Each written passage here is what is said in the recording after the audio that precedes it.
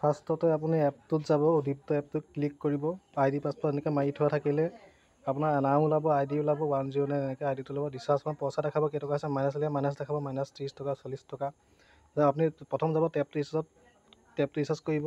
তাৰপিছত এতিয়া গৈ যাব আপুনি এমাউণ্টটো মাৰি দিব, 300 টকা বা 500 টকা ৰিচাৰ্জ কৰিব, 500 মাৰি দিব, পে' কৰি দিব। পে' অপশ্যন টিপি দিব এবাৰ। তাৰপিছত এতিয়া আপোনাৰ ইয়াত অপশ্যন ওলাই আহিব 4টা: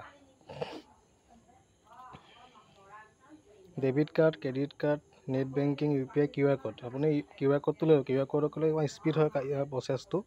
QR কোডটোত কৰি ল'লে ভিভিপেত ক্লিক কৰি পেলাই মেক পে'মেণ্ট কৰিলে আপোনাৰ এইটো স্ক্ৰীনশ্বটটো আহি গ'ল, মানে QRটো আহি গ'ল। এতিয়া ইয়াক আপুনি স্ক্ৰীনশ্বট মাৰি ল'ব এনেকৈ কৰি। তাৰপিছত এতিয়া আপোনাৰ ডাইৰেক্ট এইটো পেজটো উৰাই দিব।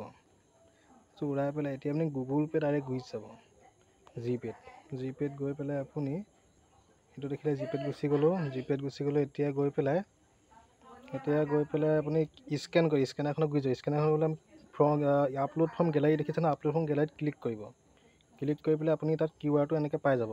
প্ৰথমতে থাকিব QRটো পাই যাব এনেকৈ। তাৰপিছত আপুনি পে' কৰি দিব। পে' কৰি পেলাই আপোনাৰ মানে এতিয়া মই পে' নকৰোঁ, এইটো 500 টকা আপোনাৰ পে' কৰিলে আহি যাব। এনেকৈ পে' কৰি দিব, সেইটো এনেকৈ আহি যাব। ঠিক আছে, সেইটোৱে প্ৰচেছ আছে।